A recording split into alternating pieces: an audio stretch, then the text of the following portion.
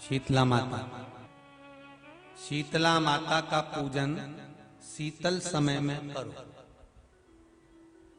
माता जी की किताब में ये लिखा था कि जैसी रोटी सब्जी बना के वैसे 10 बजे लग्गा लगाया, 8 बजे भोजन बनाने का, सब घर से चौके से फ्री हो गई। इसके बाद माता जी का प्रसाद बनाना चालू करा। माता जी का प्रसाद बनते बनते बनते बनते बज गई 12। 1 घंटा भोजन ठंडा करा और क्या ठंडे का भोग लगाने चली। जब गरम की गरम था, बस केवल 12-1 बजे तक रखा और 2-3 बजे फिर निकल गई कि मंदिर में भीड़ बढ़ जाएगी, भीड़ बढ़ जाएगी, तो 2-3 बजे रात को जाके पूजन करिए। कौन से महाराज ने कह दिया कि तुम रात को 2:30 बजे 3 बजे माता शीतला का पूजन करो? और कौन सी पुराण में लिखा है कि माता शीतला का पूजन रात को 2 बजे 2:30 बजे 3 बजे करना चाहिए? केवल भीड़ के चक्कर में तुम रात को 2-2:30 बजे 3 बजे माता शीतला का पूजन करने जा रहे हो। अब कोई रात को 2:30-3 बजे तुम अलमस्ती में, आनंद में, चकाचक होकर अपने घर में विश्राम कर रहे हो और कोई आके बेल बजा दे, कितना जरा मुंह से बोलो तो सही दमदारी से, ना जाने कहां कहां आ गया। तुम जाओ खोलिए दरवाजा, पति के चले जा, कोई आए, तुम ही जाओ। और तो अम्मा से कह दो वो खोलेगी, हम काय को जाए? बोलो सही है कि गलत है? अब तुम आधी रात को शीतला माता से कह रही, माता शीतला हमारे घर में लक्ष्मी दे दीजिए। शीतला जी बोली अगली बार मत आ जाओ। शीतला माता ही करी, अभी तो आ गई, आधी रात के आ गया। इस सोच सुधर जाओ, अपनी अपनी गलतियों को स्वीकार करना चालू कर दो। थोड़ा सीहोर वाला महाराज बुरा जरूर है, पर प्रयास करूंगा कि भारत की भूमि पर जो गलत काम हो रहे हैं, हमारी पूजन पाठ में हम जो गलतियां कर रहे हैं, हमारे सेवा कर्म में हम जो गलतियां कर रहे हैं, उसको हम अगर सुधारेंगे तो आने वाली पीढ़ी सुधर कर चलेगी। नहीं तो लोग 12-12, 1-1 बजे जाकर पूजन करेंगे। हमें सुधारना है, कोई दूसरा नहीं सुधारेगा। लोग तो नियम बना लेंगे, हमारी सास भी इतनी बजे करती थी इसलिए हम तो इतनी बजे ही करते। तो हमने पूछा सांस कहां गई? तो गई ऊपर। अच्छा,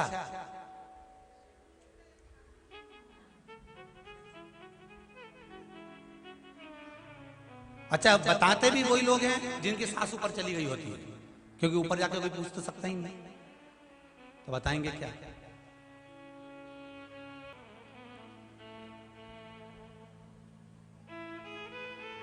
हमारी गलती को हम स्वीकार करें और हम जो गलतियां कर रहे हैं उनको हमें सुधारना। क्या सुधारना है हमको? हमारी गलती। आप आए नहीं और सुबह हो गई, मेरी पूजा की थाली धरी की धरी रह गई। हम गलतियां कर रहे हैं साहब। आधी रात को जाकर माता शीतला की पूजन कर रहे हैं। माता शीतला कहती है ब्रह्म मुहूर्त में पूछो मुझे, मैं स्वीकार करूंगी, आपको फल दूंगी। पर भीड़ बढ़ जाती है, लाइन लग जाती है। इतनी भीड़ में हम कैसे जाएं, हम कैसे पूजन करें? इस चक्कर में माताएं भोजन बना के रखकर तैयार होने चली जाती है। जब तक भोजन ठंडा हो जाता है, ठंडा भी कितनी देर का, 2 घंटा 3 घंटे का ठंडा। पर यहां तो बासी भोजन का वर्णन लिखा, बासोरा।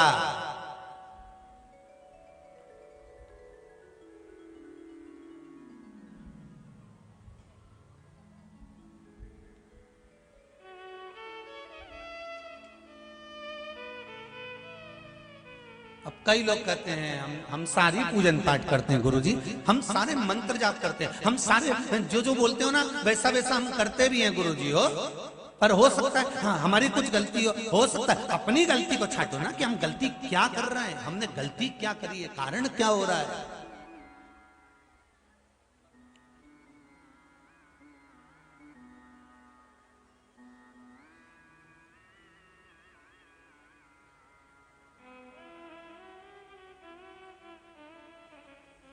एक पहले हमारे नमक चौराहे पर, हमारे हम जहाँ रहते थे सीहोर में नमक चौराहे पर, वहाँ छावनी में श्री हनुमान जी की मड़ैया थी। अम्मा मंदिर बन गया छोटा सा, पहले मड़िया थी छोटी सी पीपल के पेड़ के नीचे। कभी सीहोर आप घूमने जाएं तो हम आपके साथ चलेंगे, हम दिखा देंगे वो। तो वहाँ मड़िया थी छोटी सी, तो कोई एक दादाजी आते थे बढ़िया कपड़ा बड़ा सफेद पहन के और 2 अगरबत्ती लेके आते थे और अगरबत्ती जलाई और वो मड़िया के अंदर घुस के और हनुमान जी के बिल्कुल वहीं पास में बैठ के अगरबत्ती हनुमान जी की दोनों आंख के कम से कम 15 से 20 मिनट कोई दर्शन नहीं कर पाए। वो आंख के पास ने, नाक के पास ने, मुंडा के पास हनुमान जी के वो अगरबत्ती घुमाए। अब पहले तो छोटे से थे तो ध्यान तो था नहीं, तो मन में सोचते थे, परंतु कि क्या पता हनुमान जी भी क्या सोचते होंगे। जब ये आते होंगे तो हनुमान भी सोचते होंगे आग लगा के जाएगा, हनुमान जी भी पीछे खसक जाते होंगे। विचार वहीं अगरबत्ती लेने दो, आंख के पास में घुमा। आपसे निवेदन है, जिस देवी देवता को आप दिया लगा रहे हो, जिस देवी देवता के सामने आप पशुपति व्रत कर रहे हो, जिस देवी देवता के सामने आप दीप प्रज्वलन कर रहे हो, देवता की जहां शिवलिंग होता है, ये शिवलिंग, ये जलाधारी, ये शिवलिंग रखा है। कई माताओं की आदत होती है, कई भाइयों की आदत होती है कि जहां, स्पीकर बंद होगा सर, जहां शिवलिंग होता है, रिटर्न बंद है, जहां शिवलिंग होता है तो वहां जहां शिवलिंग रखा हुआ है कटी में, जहां शिवलिंग रखा हुआ है कटी के अंदर, जहां शिवलिंग का भाग उस जलाधारी पर रखा हुआ है, तो वो जलाधारी पर जहां रखा है ये मां जगत जननी जगदम्बा है, माता पार्वती जी का हस्त कमल है। और आप लोग दिया कहां रख देती हो? कई माताएं दिया रख देती है, जहां शिवलिंग है तो उसके आसपास में जो गोल जलाधारी है उसी पे दिया रख देती है, जला जला के। नहीं भाई, बहुत ध्यान रखिए महाराज, बहुत ध्यान रखो जरा, बहुत ध्यान रखिए आप उस चीज का कि ये जो दिया आपने रखा है, जो ये दिया आप रख रही हैं, इस दिए को उस जलाधारी से आपको थोड़ा दूर रखना, भगवान के करीब नहीं, भगवान को लगना नहीं चाहिए। श्रीफल नरियल आप शिवलिंग की इस जलाधारी पर नरियल नहीं रखना है आपको। जो विराम उद्यापन करते हो आप लोग, पशुपति व्रत का जो नरियल है, भेंट है, वो शिव जी को छुआकर नीचे ना, इस जलाधारी पर नहीं रखना है, शिवलिंग पर नहीं रखना है, उसको छुआकर जलाधारी से दूर रखिए। आपने अगर जलाधारी पर रखा है तो उसका फल आपको नहीं मिल सकता।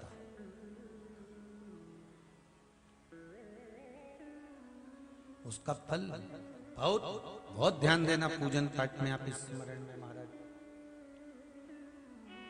पूजन पाठ और स्मरण में अगर आप ध्यान देंगे तो आपको पूजन का फल पूर्ण मिलेगा। पूजन का फल जब मिलता है जब आपके पूजन का क्रम श्रेष्ठ हो।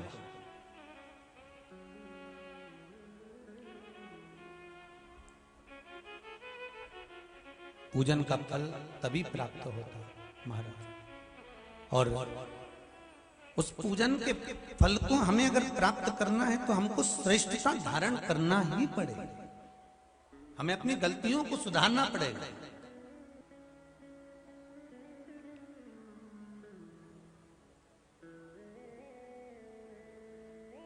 नाम है तेरा तारण हारा, कब तेरा दर्शन होगा।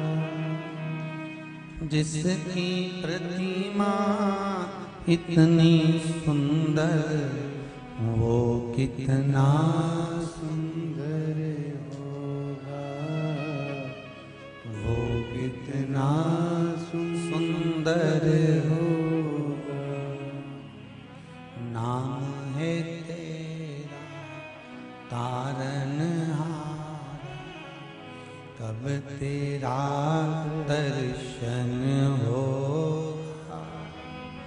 जिनकी प्रतिमा इतनी सुंदर, वो कितना सुंदर होगा, वो कितना सुंदर होगा। तू ही है शंभो तू कैलासी, तू ही है शंभु, तू कैलासी, तू ही है शंभु, तू कैलासी।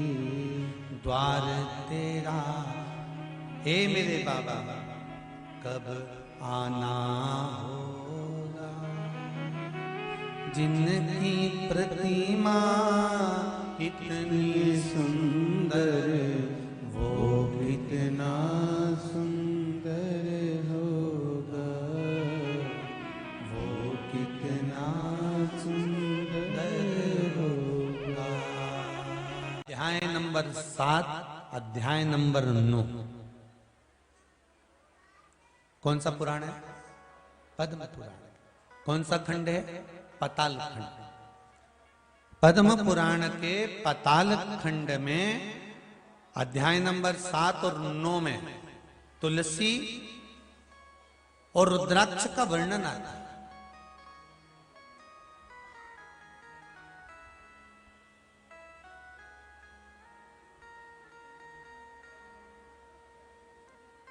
कि मान लो अगर मनुष्य का शरीर मिला है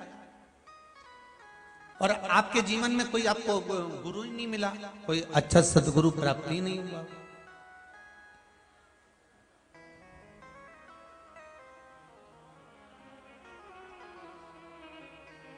और आपने अगर गुरु मंत्र भी नहीं लिया हो, गुरु मंत्र भी अगर धारण नहीं किया हो,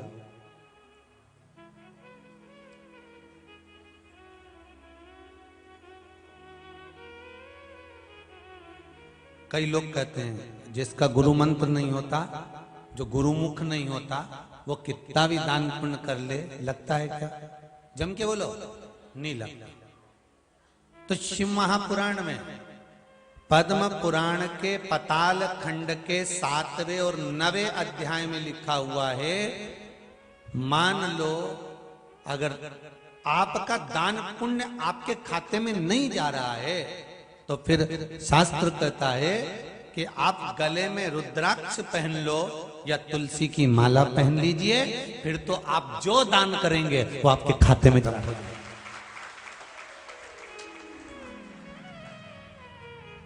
गले में या तो रुद्राक्ष का एक मनका या माला, कुछ भी अगर आपके गले में पड़ी, रुद्राक्ष की एक मनका या एक माला भी आपके गले में पड़ी हुई है, या तुलसी की माला का एक मनका या तुलसी की माला भी आपके गले में पड़ी है, तो उसका फल आपको मिलना प्रारंभ हो जाएगा।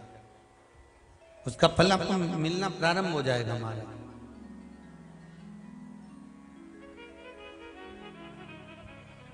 फिर आप जो दान करेंगे, पुण्य करेंगे, सत्कर्म करेंगे, भजन करेंगे, कीर्तन करेंगे, फिर आप जो भी कर रहे होंगे उसका फल आपको मिलेगा, जरूर आपको प्राप्त होगा।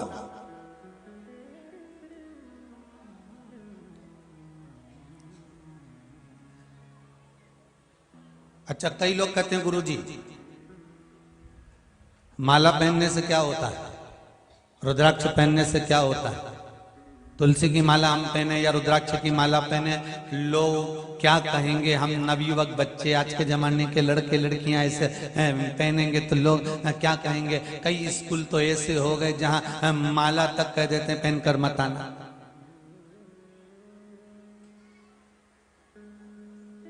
तब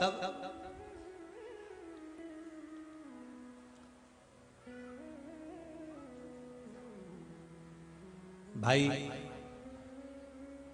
कोई सौभाग्यवती नारी जो होती है ना, मांग में सिंदूर भरती है, बिंदी लगाती है, कई कई नई फैशन की है तो सिंदूर भी नहीं भरती, कहीं कहीं की नई फैशन की है तो बिंदी भी बड़ी सारी नहीं लगाती, वो तो इतनी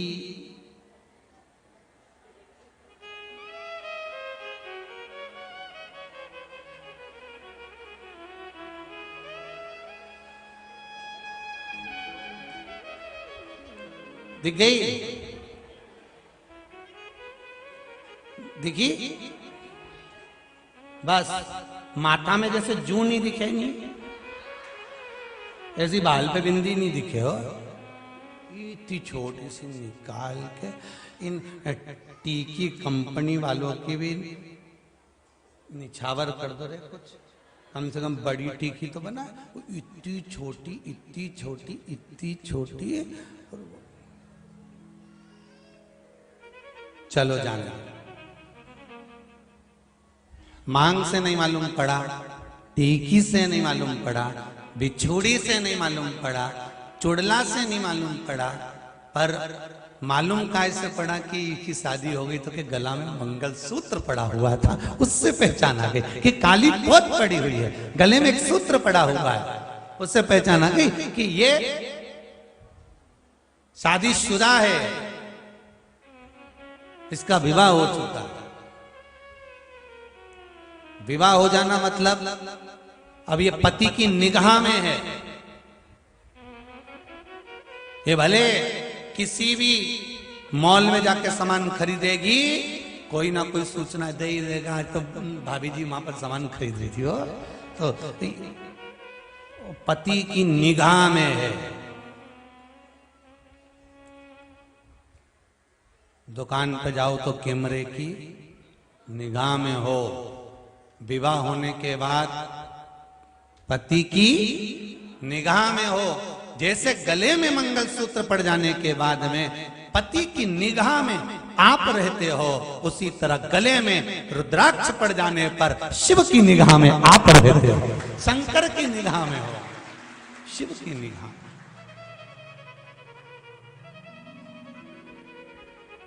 हमारे दो ही रिश्ते,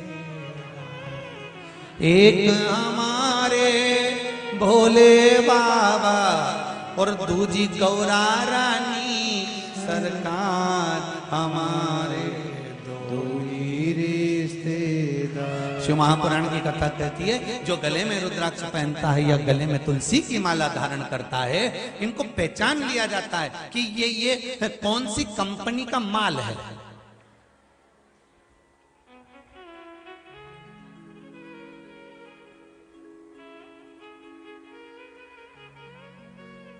सिर का तिलक मरते समय हो सकता है ज्यादा तेज, वो ऐसा सुना है जिसको अटैक आता है तो उसको पसीना बहुत तेज आ जाता है, तो हो सकता है वो पसीने में भीग गया और ऊपर से यमराज बंदी बनाने आ गए और उन्होंने कहा उठाओ इसको, तो के ये तो भक्त है, कहां से दिख रही है कि तिलक मिलक तो लगा ही, उनके पोज दिया बेचारा किसी ने, तो फिर कहा उठाओ इसको, नी नी ये भगत है, तो के इसके गले में देखो कौन सी माला पड़ी है। फिर देखा कि इसमें रुद्राक्ष पड़ा है कि तुलसी की माला पड़ी है। गले में माला तुलसी की हो, रुद्राक्ष की हो। जैसे बल्ब, आजकल का जमाना का जो बल्ब आए नहीं CFL का, ऐसा सफेद वाला लट्टू,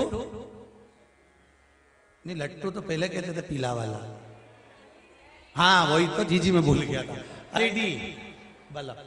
तो वो बल्ब जो है LED का, तो वो बल्ब पे जिस दुकान से खरीद के लाने, वो स्केच पेन से वो मार्कर से लिख दे इतनी तारीख को इतनी तारीख तक, और वो बोल भी दे जब ये गड़बड़ हो जाए नहीं इके पहले तो लिया ना। तो 100 साल का बल्ब तो अपन सब है, पैदा हुए उस दिन से सोच के बैठे 100 साल की उम्र होगी, 100 साल की उम्र होगी, पर बल्ब कभी भी गड़बड़ हो जाए नहीं। समझ गए? 70, 75, 65, 55 और कभी कभी तो एकदम डीपी फॉल्ट हो जाए, सारा बल्ब एक साथ उड़ जाए जैसे कोरोना में उड़ गया। ये भी नहीं कह सकते, कभी कभी तो फॉल्ट हो ही जाए, लाइट है तो अगर बल्ब गड़बड़ करे तो इसको वापिस ले आना, मैं बदल के दे दूंगा। भगवान भी करें कि याद रखना, जैसे बल्ब कंपनी का माल कंपनी में वापस चले जाता है, दूसरी कंपनी वाला लेगा क्या, बजाज वाला वो कौन सा बोले CFL का, और दूसरे कंपनी का ले ले, तो ये कंपनी का वो कंपनी में नहीं जाए, वो कंपनी का वो कंपनी में नहीं जाए। जिस कंपनी का उसी कंपनी का मालिक वापस करेगा और तुम्हें दूसरा बल्ब उसी कंपनी का देगा, उसी कंपनी का देगा। अब जरा विचार करिए, जब कंपनी का बल्ब कंपनी में जाकर बदला जा रहा है, तो आपके गले में अगर रुद्राक्ष की माला है, तुलसी की माला है, अंतिम समय में प्राण छूट रहा है, कोई पास में हो ना हो, राम नाम निकला, कृष्ण नाम निकला, शिव नाम निकला ना निकला, तुमने प्रसाद खाया ना खाया, तुलसी का दल खाया ना खाया, अब किसको मालूम कि मरने वाला कि तुलसी का दल तोड़ के खा जाएगा? नहीं हो सकता तुमने प्लानिंग करके रखी हो कि तुलसी का पौधा ही बाजू में लेके चल रहा हो साथ में, जैसे निपटेंगे वैसे खा लेंगे। तो ना हमको मालूम ना तुमको मालूम कि मरते समय, अब मरने का समय आ गया तो कोई बोल दे कि हाँ तुम आधे घंटे बाद मरने वाले हो, निपटने वाले हो, तो भी तुम तुलसी नहीं खाओगे। सबसे पहले तो जायजा छोटे बेटे की थी, बड़ी बेटे की थी, मंझले की थी, संजले की थी, पत्नी को इतना दे दो, कुटुंब को इतना दे दो, और मालूम पड़े ऊपर से यमराज भी कर अब निपटने का समय आ गया, 5 मिनट बटे, बस 2 मिनट बचे, 1 मिनट बता, इतने में बोला पड़ोसन को ले जा, अभी तो यहाँ किस कंपनी के हो? मान लो अगर मंत्र जाप नहीं करा, तुलसी का दल भी नहीं मिला, बेलपत्री का वृक्ष भी नहीं मिला, मान लो कुछ भी नहीं मिला तुमको, गंगा जल भी नहीं मिला, तो एक काम कर कर जाना, साथ में मृत्यु का कोई ठिकाना नहीं जीजी, बिल्कुल ठिकाना नहीं है एक रत्ती का भी। ईमानदारी की बात है, लोग तो यूं ककड़ी भुट्टा की तरह निपटे जाते हैं। कभी भी कोई भी बीमारी हो जाती है, लोग चलते जाते हैं, कुछ भी हो जाता, एक्सीडेंट हो गया, कुछ हो गया, बीपी ऊंचा नीचा हो गया, शुगर ऊपर नीचे हो गई। भगवान शंकर ने चंद्रमा अपने मस्तक पर क्यों धारण किया?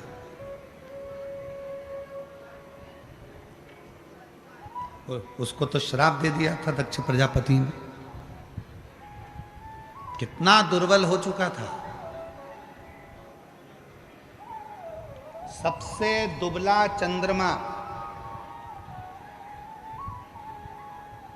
सबसे क्षीण चंद्रमा, सबसे दुबला चंद्रमा, सबसे पतला चंद्रमा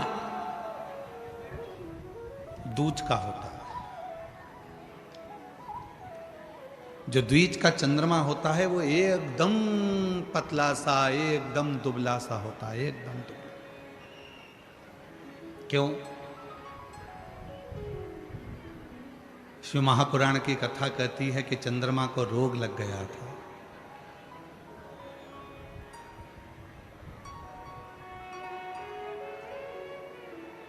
और चंद्रमा को रोग लगा, ऐसी बीमारी चंद्रमा को लग गई कि उसका शरीर धीरे धीरे धीरे धीरे छिन्न होने लगा। चंद्रमा के शरीर में एक रोग लग गया, शरीर पूरा धीरे धीरे धीरे धीरे छिन्न होने लगा। ये रोग नहीं लगता, दक्ष प्रजापति का श्राप भी चंद्रमा को नहीं लगता, रोग भी नहीं लगता, श्राप भी नहीं लगता। लगने का कारण केवल एक था, स्वयं चंद्रमा। दुनिया में किसी की सामर्थ्यता नहीं है कि कोई आपका बुरा कर दे। दुनिया में किसी की सामर्थ्यता नहीं है कि कोई आपका बुरा कर दे। दुनिया में किसी की सामर्थ्य नहीं है कि कोई आपको श्राप भी दे दे, क्योंकि श्राप देने वाला व्यक्ति भी ऐसा होना चाहिए कि जिसकी जिंदगी में कभी कोई निंदा ना हो। श्राप देने वाला व्यक्ति भी ऐसा होना चाहिए जिसकी जिंदगी में कोई पाप ना हो। श्राप देने वाला व्यक्ति भी ऐसा होना चाहिए जिसकी जिंदगी में उसने कभी किसी का दिल ना दुखाया हो। श्राप देने वाला व्यक्ति भी ऐसा होना चाहिए जिसने अपनी जिंदगी में कभी किसी के लिए आड़ा टेढ़ा ना कहा हो। श्राप देने वाला व्यक्ति भी अपनी जिंदगी में ऐसा होना चाहिए जिसने जीवन में किसी का दिल ना दुखाया हो। श्राप देने वाला व्यक्ति भी ऐसा होना चाहिए जिसके एक एक रोम से 3.5 करोड़ रोम में से केवल भगवान का नाम निरंतर निकल रहा हो। ना भूख लगे, ना प्यास लगे, ना कहीं जाना, ना कहीं आना, ना अपने भवन से निकलना, ना कहीं भवन से बाहर जाना, केवल भजन, केवल भजन, केवल भजन में डूबा रहे, तो उसका श्राप लग सकता। पर आज का व्यक्ति कहे मैं तुझे श्राप दे दूंगा तो कितना हो दे दे, ला कोई दिक्कत नहीं है, उसमें कोई टेंशन नहीं चाहिए, दे दे।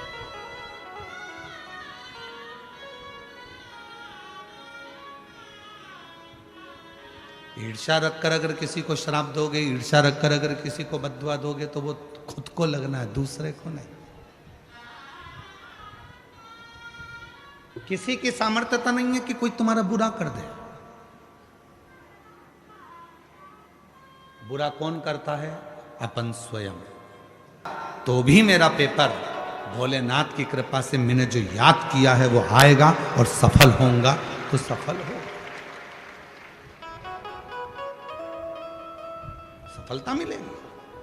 और उसका फल ये केवल हम व्यासपीठ से बोलें तो बात दूसरी। यहाँ एक पत्र आया, एक पत्र आया और उस पत्र में ये बात लिखी।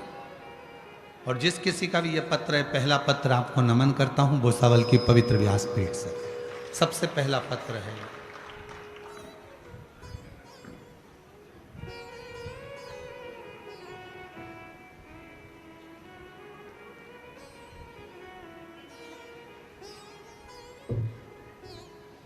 मेरा नाम निशा भरत जोशी, मैं नंदुरबार में रहती हूँ। कहीं बैठी हो, नंदुरबार से आई हूँ। मेरा नाम है निशा भरत जोशी, मैं नंदुरबार में रहती हूँ।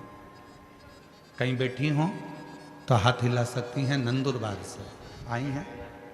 अच्छा, बाजू वाले पंडाल में, ठीक है, आ जाइए। अच्छा अच्छा, ठीक है, आ जाओ। मेरा नाम निशा भरत जोशी है, मैं नंदुरबार में रहती हूँ गुरुदेव। मेरी शादी को 11 साल हो गए थे, संतान का सुख नहीं हुआ। जब संतान नहीं हुई, डॉक्टरों का इलाज करवाया। आखिरी में डॉक्टरों ने कह दिया कि तुम जिंदगी में कभी मां नहीं बन सकते,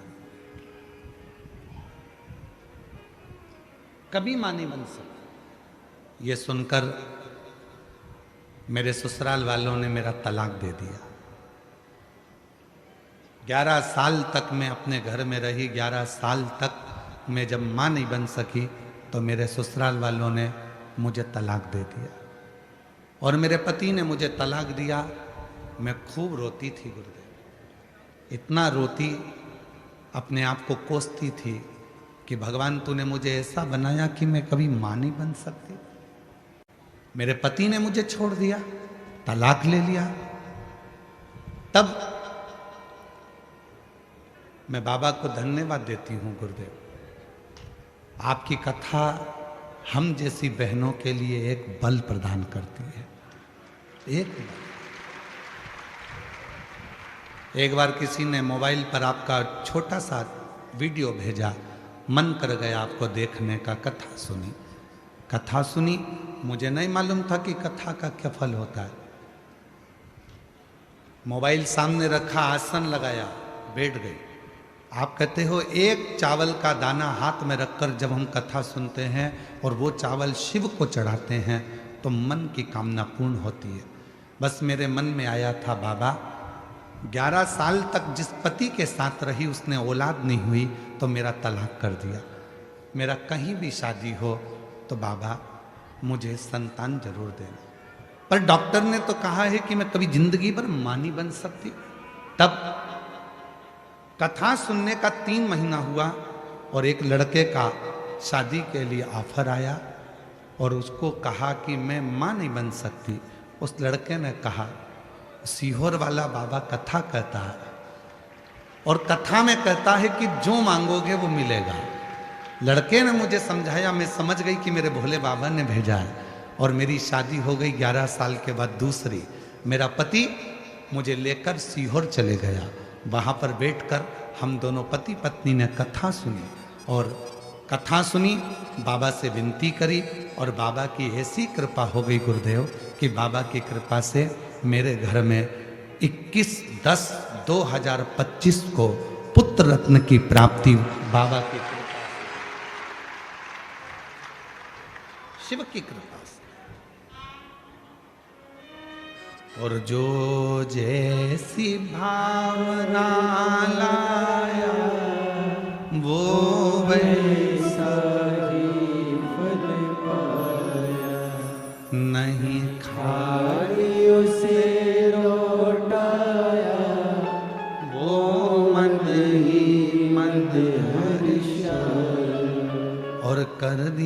माला माल काशी वाले लुटा दिया भंडार काशी वाले ने। अगर एलईडी पे पत्र चल रहा है, एलईडी पर अगर पत्र चल रहा है तो इस लाइन को जरूर पढ़ना।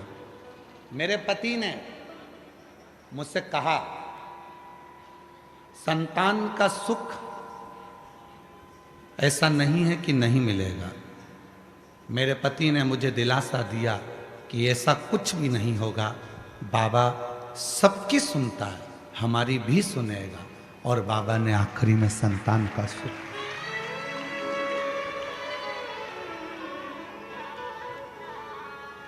मेरी जीजियों, अभी आपको कथा में कहा था जो सब जगह से हार जाए, वो चंद्रमा जब पूरी तरह से एकदम क्षीण हो गया, वो चंद्रमा जब पूर्ण तरह से क्षीण हो गया, क्षीण, एकदम दुर्बल, एकदम दुर्बल।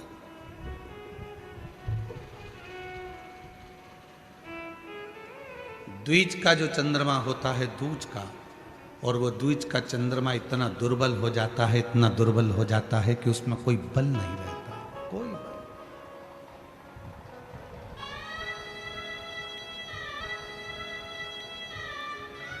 और याद रखना,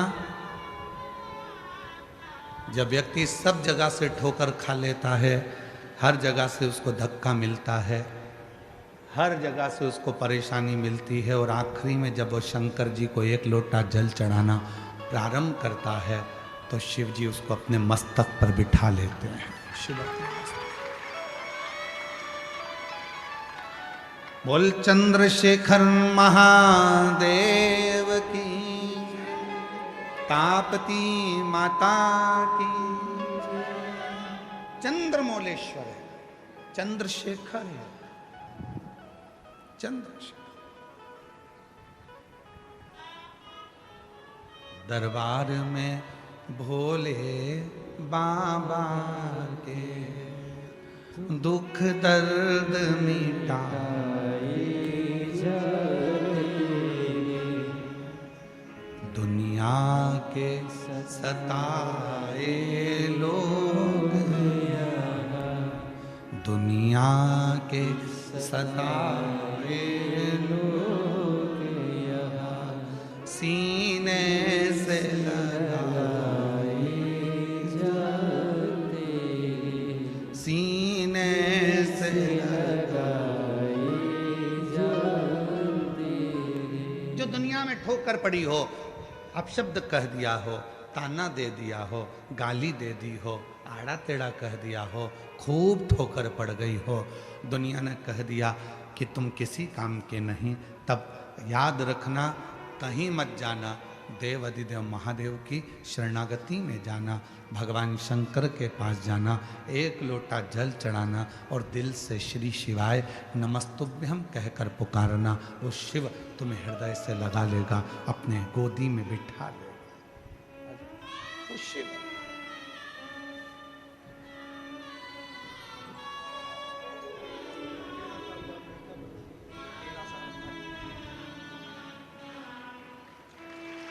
शंभो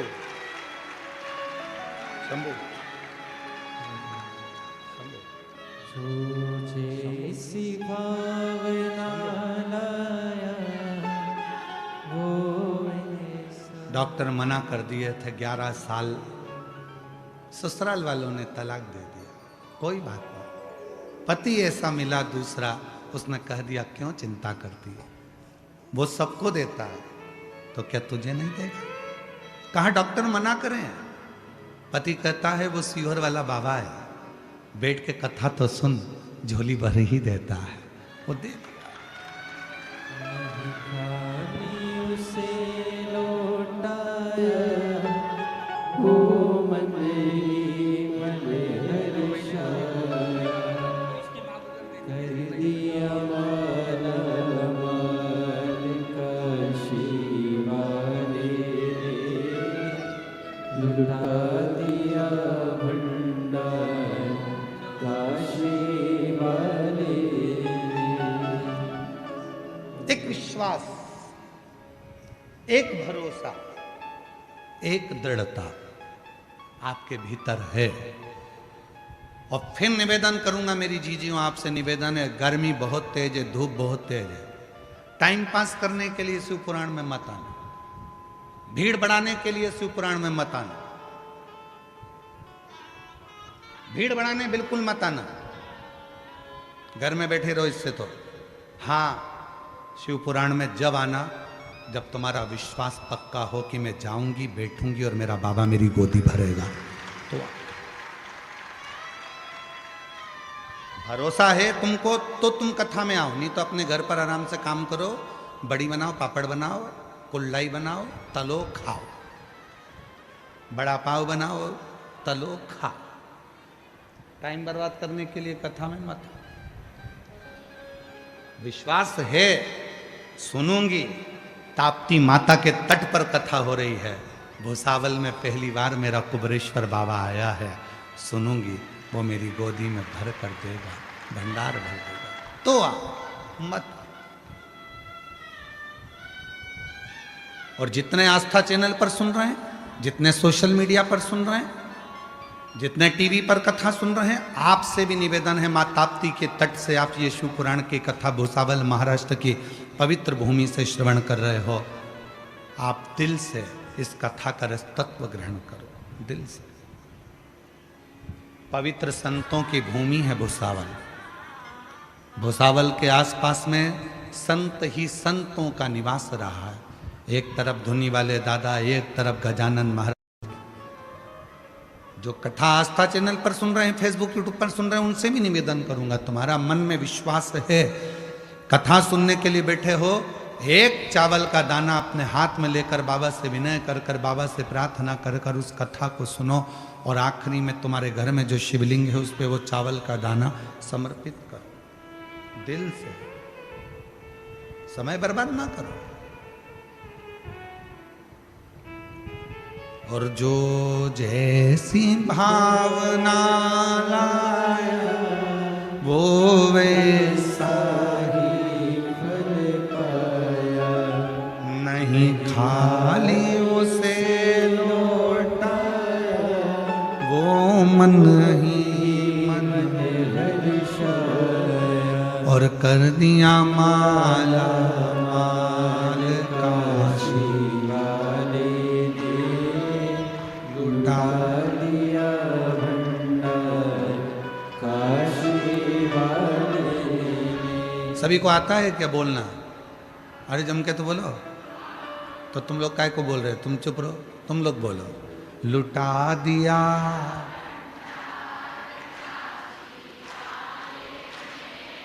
कर दिया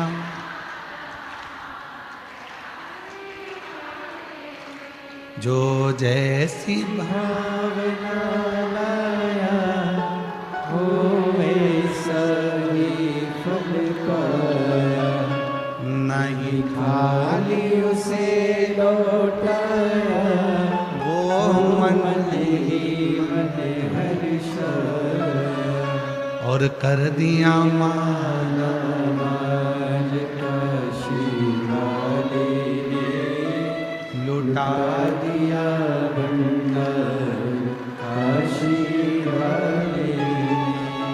बुलाया उसने, आप कथा में नहीं आए, उसने बुलाया। कितने लोग बैठे हैं जिनके घर पर कोई पत्रिका देने गया था कथा की? जम के बोलो, तुम्हारे यहां कोई पत्रिका देने गया कथा की?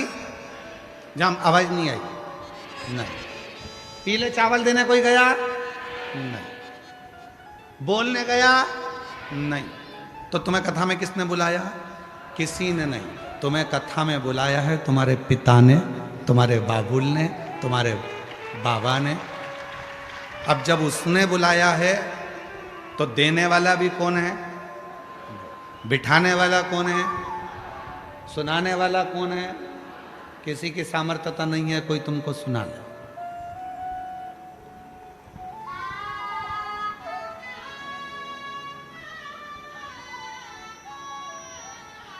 मैं इस भोई परिवार को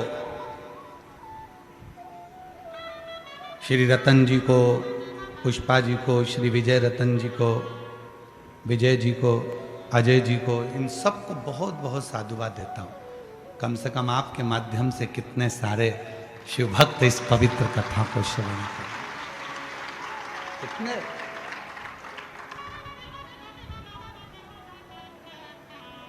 ये उसकी कृपा हो। तो चंद्रमा तो ये चंद्रमा को कोई दूसरा श्राप दे या चंद्रमा को कोई अपशब्द कहे या चंद्रमा को कोई आड़ा टेढ़ा कहे, वो अपनी जगह पर चंद्रमा को श्राप भी खुद के कारण लगा है। चंद्रमा को अपशब्द भी जो कहा गया वो खुद के कारण कहा गया। चंद्रमा को जो दुख झेलना पड़ा वो खुद के कारण झेलना पड़ा। चंद्रमा को जो तकलीफ झेलना पड़ी वो खुद के कारण हुई है। किसी की सामर्थ्यता नहीं है कि कोई तुमको रोक दे।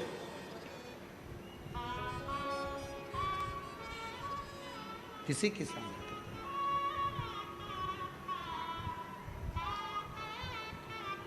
तुमने खुद ने सोचा कि मेरा ये वाला पेपर बिगड़ेगा, मुझे याद नहीं है, मैं पढ़ नहीं पाई, मेरा ये वाला पेपर बिगड़ जाएगा, मेरा ये वाला पेपर बिगड़ जाएगा। जब तुमने सोच लिया तो वो पेपर बिगड़ेगा जरूर। तुमने कोई कंपनी खोलना प्रारंभ करी, पहले तो तुम्हारे अंदर कोई उत्साह था, मैं ये दुकान खोल रहा हूँ, मैं ये काम कर रहा हूँ, मैं ये नौकरी कर रहा हूँ, मैं ये काम कर रहा हूँ, पहले बहुत उत्साह था। फिर मन में आया मेरे को ऐसा लग रहा है कि इसमें सफलता नहीं मिलेगी। पहले जब तुम्हें उत्साह था, उतने उत्साह से आगे बढ़ो तो सफलता मिल जाती। तुमने धीरे धीरे विचार करा मुझे सफलता नहीं मिलेगी, ऐसा लग रहा है, मेरा काम गड़बड़ होगा ऐसा लग रहा है, तो वो काम गड़बड़ होगा ही, उसमें सफलता नहीं मिलेगी, ये निश्चित है। और तुमने सोच लिया कि मुझे सफलता मिलकर ही रहेगी, तो फिर तो काम कैसा भी हो सफलता मिलकर ही रहेगी। सफलता मिलकर ही, ये कोई दूसरा नहीं करता, अपना मन, अपनी इंद्रियां, अपने के लिए। हमेशा अच्छा सोचो। कथा सुनने के लिए आए हो, अच्छा सोचो। कथा सुनने आई हूं, मैं जो मांगूंगी वो मुझे मिलेगा। पड़ोसन पूछ रही है क्यों कथा में जा रही है? हाँ, क्या मिलेगा कथा में? तुझे नहीं मालूम, 3 महीने बाद बताऊंगी कि मैंने भूसावल में कथा सुनी थी और ये मांगा था और मेरे बाबा ने ये दिया। अभी नहीं बताऊंगी, 3 महीने। एक व्यक्ति ने एक पत्र लिखा, देखो,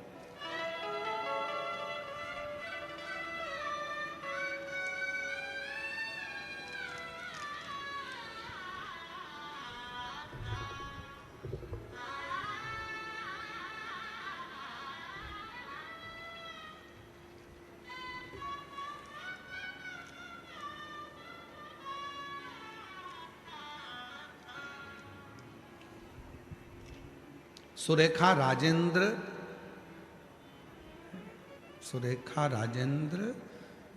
गुंजाल नासिक से आए हैं। मेरा मोबाइल नंबर ये है, नासिक से हैं। कहीं बैठे हों तो हाथ हिला सकते हैं। सुरेखा राजेंद्र गुंजाली लिखा है ना, पढ़ के बताओ जरा टीवी पर। गुंजाल है ना? यहाँ टीवी ना लगाइए, सुरेखा राजेंद्र गुंजाल, कहीं बैठे हों तो हाथ हिला सकते हैं। नासिक से आए। अगर बैठे हों तो बेलपत्र लेने के लिए व्यासपीठ पर आ सकते हैं। गुरुदेव, मेरा बेटा कभी नहीं मानता था, पर जितनी बार उसने इंटरव्यू दिया उतनी बार वो फेल हो गया। आखिरी में मैंने उससे कहा कि एक बार तू सीहोर वाला बाबा कहता है शिव जी के मंदिर जा, जल चढ़ा, बाबा से प्रार्थना कर। गुरुदेव, मैं बाबा को आज धन्यवाद देने के लिए आई हूं। मेरे बेटे ने खुद मीठे का प्रसाद बनाया, 2 बार पशुपतिनाथ का व्रत किया और 2 बार सीहोर पहुंच गया। सीहोर में जाकर आप कहते हो कि रोज शाम को सीहोर में कुबरेश्वर धाम पर प्रदोष काल में आरती होती है। मेरे बेटे ने 2 बार सीहोर गया, आरती, शाम की आरती को अटेंड किया, बाबा से प्रार्थना करी और बाबा की ऐसी कृपा हुई कि मेरा बेटा इंटरव्यू में पास हो गया। सोमवार का दिन था, प्रदोष का दिन था, जिस दिन मेरे बेटे ने क्लियर करा। आज बाबा की कृपा से मेरा बेटा फ्लाइंग ऑफिसर एयरफोर्स के पद पर नियुक्त हो गया है। आज मेरा बेटा फ्लाइंग ऑफिसर बन गया है और मैं बाबा को यहाँ धन्यवाद देने के लिए आई हूँ। Flying officer.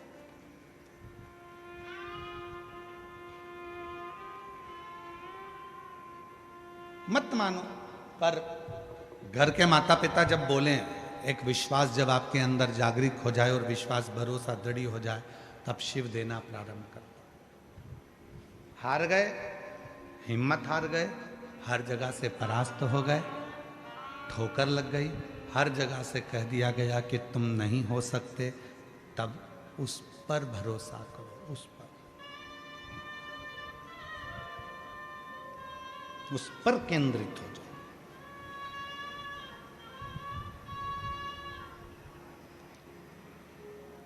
और मेरे बाबा तेरी नौकरी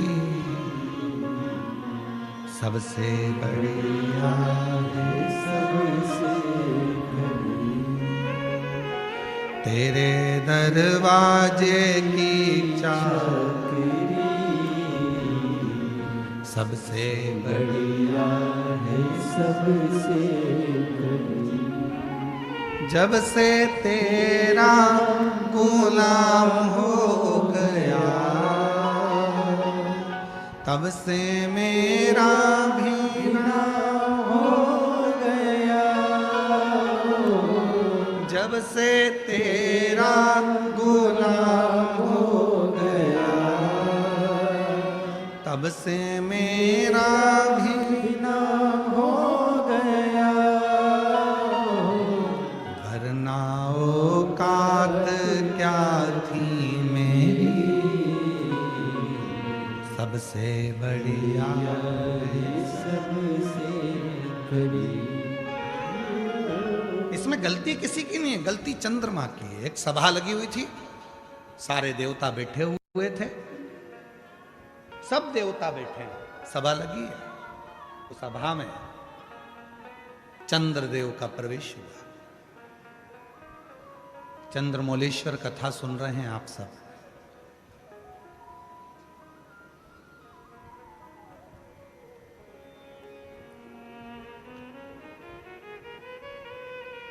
चंद्रमा का प्रवेश हुआ।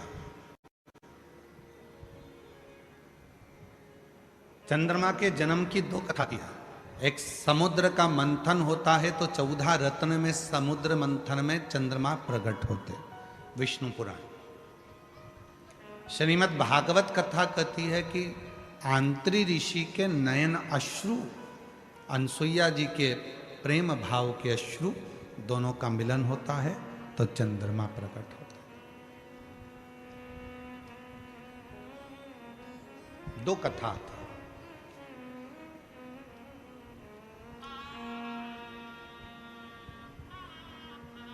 बड़े सुंदर थे चंद्रमा, विद्वान थे चंद्रमा, औषधियों को जानते थे चंद्रमा, बहुत अच्छी औषधियों को प्रकट कर लेते थे चंद्रमा। तो देवताओं ने उनको ग्रहों का स्वामी बना दिया था। जिस मदनासुर ने ब्रह्मा जी से वर प्राप्त करा, भगवान विष्णु से वर प्राप्त करा, सारे वर उसको मिलकर और इतना अभिमान में डूब गया, इतना अभिमान में डूब गया। फिर उसके मन में आया कि मैं देव अधिदेव महादेव से कुछ प्राप्त नहीं कर पाया, तो शंकर जी से प्राप्त करा। मदनासुर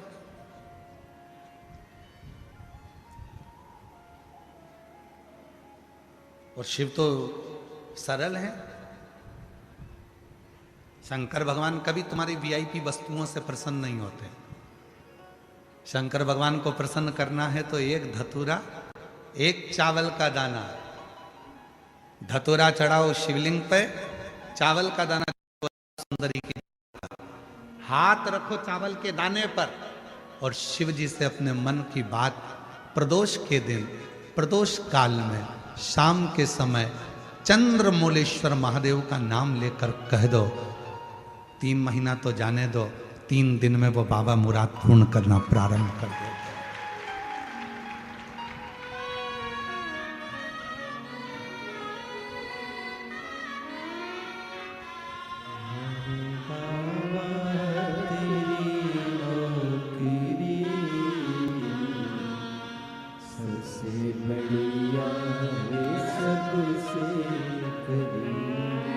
रोते नहीं, अच्छे। अब तो खुश रहो, बेटा ऑफिसर बन गया, और क्या चाहिए। एक बार जोरदार ताली बजाओ, बेटा फ्लाइंग ऑफिसर बना है, और बधाई। रोते नहीं, आंसू पोंछ के जाओ, आंसू पोंछ के जाओ। अच्छा, खुश खुश होके जाओ। हाँ? एक बेटे को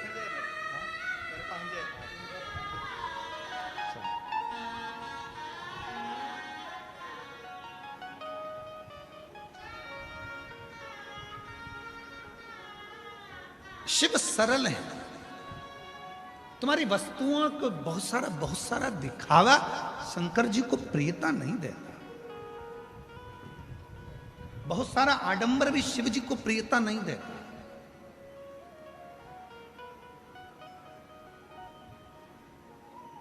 कितनी सुंदर शिव महापुराण में वर्णन किया गया कि भगवान शंकर को बहुत बड़ी बड़ी वस्तुओं से रिझाने का प्रयास मत करो।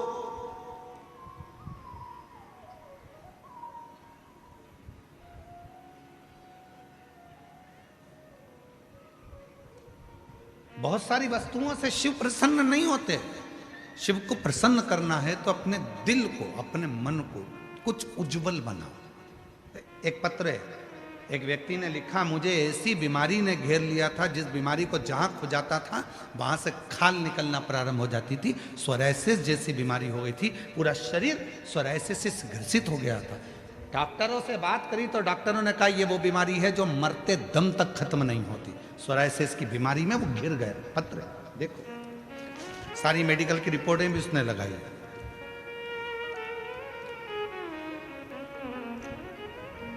मेरा नाम राजेश गणेश राजवत, मेरा मोबाइल नंबर ये है। मैं वरण गांव रामपेट का निवासी हूँ। कहीं बैठे हों तो हाथ हिला सकते हैं, और कहीं बैठे हों तो आ सकते हैं। मेरा नाम राजेश गणेश राजवत, मेरा मोबाइल नंबर ये है। मैं वरण गांव रामपेट का निवासी हूँ। बाबा 5 से 6 सालों से सोरायसिस की बीमारी थी गुरुदेव। शरीर में खुजली, घंटों तक जबरदस्त चमड़ी से रक्त निकलना, और पूरी चमड़ी खरोच खरोच का निकालता जाता। जितनी चमड़ी निकालता उतनी निकलती जाती। सांप के जैसी चमड़ी निकलती गुरुदेव। ऐसी बीमारी ने घेर लिया। डॉक्टर ने कह दिया कि मरते दम तक ये बीमारी नहीं जाएगी, इसकी कितनी भी दवाई खाओ ये बीमारी जाती नहीं। बहुत सारा अस्पताल का कोर्स किया, जलगांव के सबसे अच्छे अस्पतालों में भी इलाज किया, फिर भी गोलियां असर नहीं करती गुरुदेव। तब किसी ने कहा कि वो सियोर वाला बाबा कथा कहता है, और वो कहता है कि एक बार यदि पंडाल में बैठकर जो मांगा जाए और पंडाल की मिट्टी को अगर शरीर से लगाया जाए तो उसका फल मिलता है। मैं भी ये सोचकर छत्तीसगढ़ दुर्ग में मेरी दीदी रहती है, जहाँ मैं कथा सुनने के लिए चले गया, और छत्तीसगढ़ दुर्ग में मैंने कथा पंडाल में बैठकर सुनी। रोज कथा के बाद में आरती होती, आरती के बाद कर्पूर गौरम होकर मैं नीचे बैठता, वहाँ की मिट्टी को शरीर पर लगाता और बाबा से प्रार्थना करता, बाबा मुझे ठीक कर दो। आज मैं बाबा को धन्यवाद देने के लिए आया हूँ गुरुदेव। मेरे शरीर का पूरा रोग ठीक हो गया, मेरी सोरायसिस की बीमारी खत्म हो गई, और आज मैं पूर्ण तरह से स्वस्थ हो गया। अब मैं ना दवाई खाता हूँ ना दवाई लेता हूँ। शिव की कृपा से मेरा पूरा रोग समाप्त हो गया। विश्वास। एक लाइन लिखी है, आप भी पढ़ो जरा एलईडी पर, और पढ़कर बोलो जरा। अटका हुआ मेरा सारा काम हो गया, अटका हुआ मेरा सारा काम हो गया, वो काशी वाला मुझ पे मेहरबान हो गया, वो सीहोर वाला मुझ पे मेहरबान हो गया। अटका हुआ मेरा सारा काम हो गया, अटका हुआ मेरा सारा काम हो गया, काशी वाला मुझ पे काशी वाला मुझ पे मेहरबान हो गया। किसी भी प्रदोष के दिन एक धतूरा यदि हम शिव जी पे चढ़ा रहे हैं, एक चावल का दाना अशोक सुंदरी वाली जगह पर चढ़ा रहे हैं और अपना हाथ उस चावल के दाने पर रखकर चंद्रशेखर चंद्रमौलेश्वर महादेव के नाम का उच्चारण कर रहे हैं। श्री शिवाय नमस्तुभ्यं, श्री शिवाय नमस्तुभ्यं उच्चारण कर रहे हैं, दिल से प्रार्थना कर रहे हैं, निवेदन कर रहे हैं, नमन कर रहे हैं, बाबा को अपने मन का भाव कर रहे हैं। तो वो 3 महीना तो बहुत दूर है, मेरे बाबा ने अगर कृपा करी तो 3 महीने में मेरा बाबा करुणा करना, दया करना प्रारंभ कर देगा। 3 दिन चंद्रशेखर चंद्रमौलेश्वर,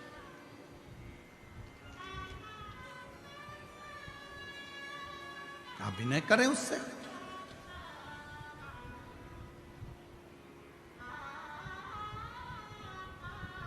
आए हो आप कथा में, दूर दूर से आए हो, 25, 50, 100 रुपए का पेट्रोल डीजल लगा के आए हो, बैठे हो, कथा सुनो, कथा की आरती हो, प्रणाम करना, रथ को अपने मस्तक से लगाना, विनय करना, बाबा बहुत दुखी हूं, मेरे कालाधिपति महाकाल, हे मेरे चंद्रशेखर महादेव, हे मेरे सोमनाथ, हे मेरे मल्लिकार्जुन, बहुत दुखी हूं। मैंने सुना है तेरे दरबार में आया कभी कोई खाली ना गया। मेरे महाकाल, दुनिया के दुख को हरने वाले मेरे दुखड़े को भी दूर कर दे, मुझे तेरी कृपा की दृष्टि कर दे, कृपा की दृष्टि, कृपा की दृष्टि।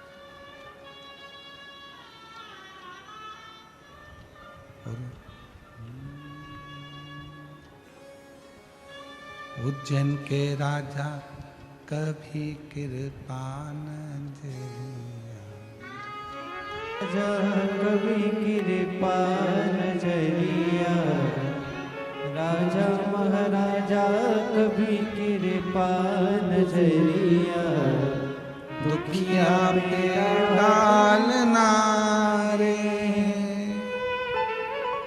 उज्जैन के राजा कभी कृपा नजरिया, मारा महाराजा कभी कृपा नजरिया, दुखिया पे डालना रे।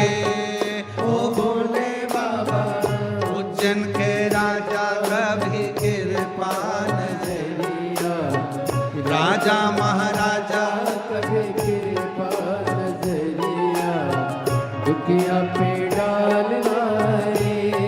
ओ भोले बाबा, उज्जैन के राजा कभी कृपा नजरिया, राजा महाराजा कभी कृपा नजरिया, शंभो दुखिया पे डालना रे।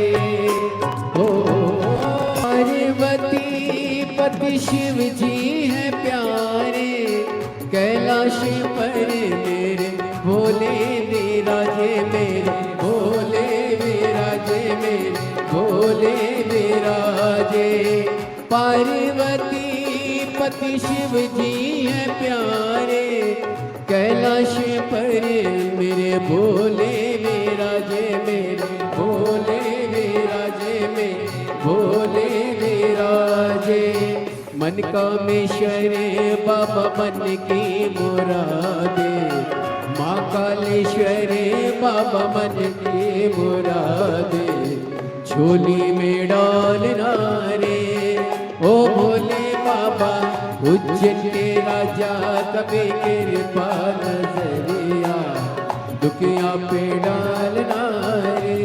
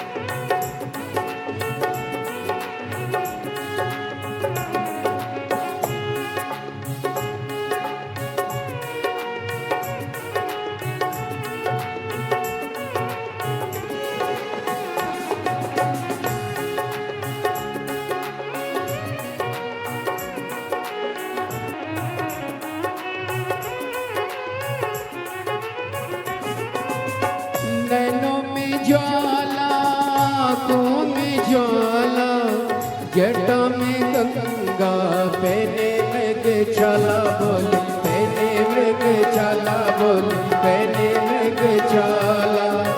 नैनों में ज्वाला, आँखों में ज्वाला, जटा में गंगा पहने मृग छाला बोले, पहने मृग छाला बोले, पहने मृग छाला। खुलती है जब उनकी तीसरी वो अखियाँ, खुलती है जब उनकी तीसरी वो अखियाँ, तांडव कर डालना रे हो भोले बाबा। उज्जैन के राजा कभी कृपा नजरिया, राजा महाराजा कभी कृपा नजरिया, दुखिया पे डालना रे।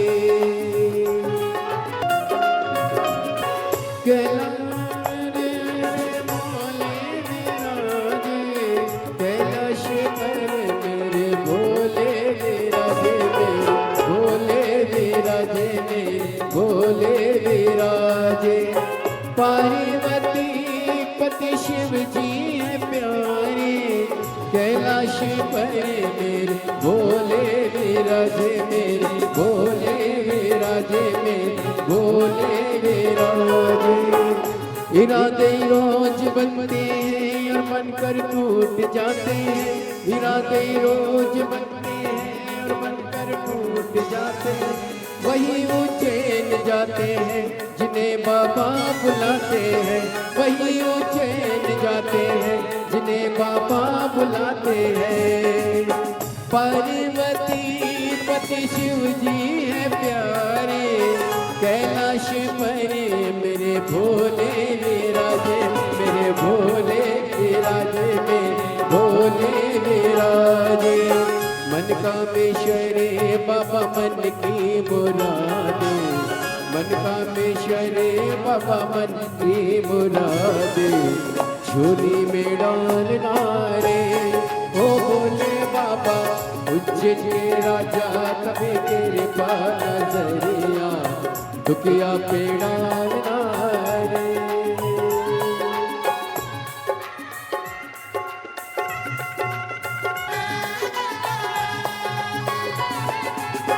नैनों के राजा कभी कृपा नजरिया, राजा महाराजा कभी कृपा नजरिया, दुखिया पे डालना रे ओ भोले बाबा।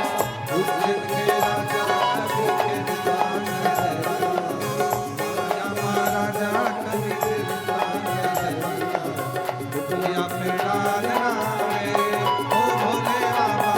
उज्जैन के राजा कभी कृपा नजरिया, राजा महाराजा कभी कृपा नजरिया, दुखिया पे डालना रे ओ भोले बाबा।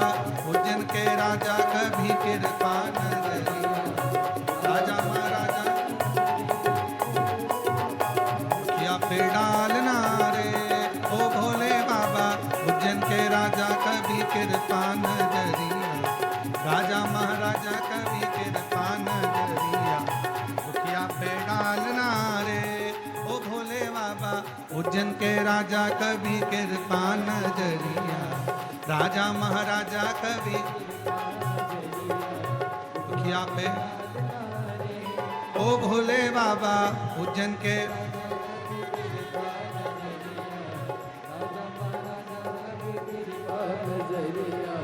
दुखिया पे डालना रे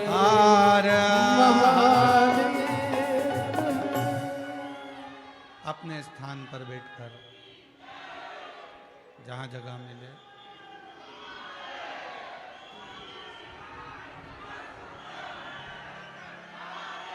गाने वालों का